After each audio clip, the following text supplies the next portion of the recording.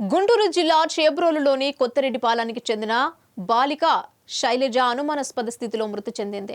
కొత్తరెడ్డిపాలెంలోని ప్రభుత్వ పాఠశాలలో 7వ తరగతి చదువుతున్న బాలిక రోజు మాదిరిగానే ఉదయం స్కూల్కి వెళ్లి అనారోగ్యంగా ఉందంటూ స్కూల్ నుండి వెళ్లిపోయింది.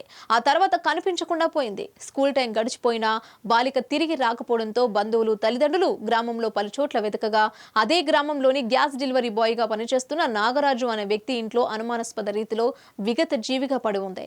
కూతురు మరణాన్ని తట్టుకోలేక కుటుంబీకులు తల్లడిల్లిపోయారు. ఆమె మెడపై గాయాలు కనబడటంతో అత్యాచారం, హత్యగా స్థానికులు భావిస్తున్నారు. మరోవైపు అదే ఇంట్లో ఉంటున్న నాగరాజు పరారీలో ఉన్నారు.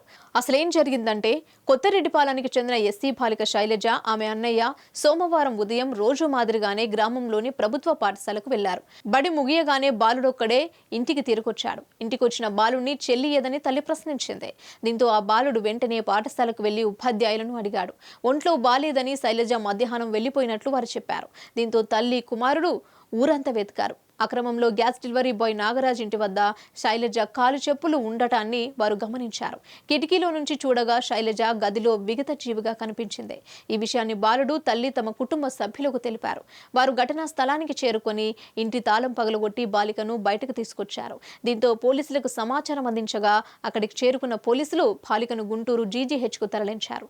అయితే అప్పటికే బాలిక మృతి చెందినట్లు వైద్యులు నిర్ధారించారు. దీంతో తీవ్ర ఆవేదనకు గురైన మృతురాలి బంధువులు పెద్ద ఎత్తున ఆసుపత్రి వద్దకు చేరుకొని ఆందోళన చేపట్టారు.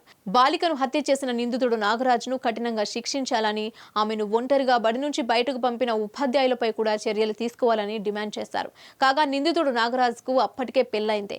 అయితే భార్యతో విభేదాల కారణంగా గత 3 ఏళ్లుగా ఇంట్లో ఒంటరిగా ఉంటున్నాడని స్థానికులు తెలిపారు.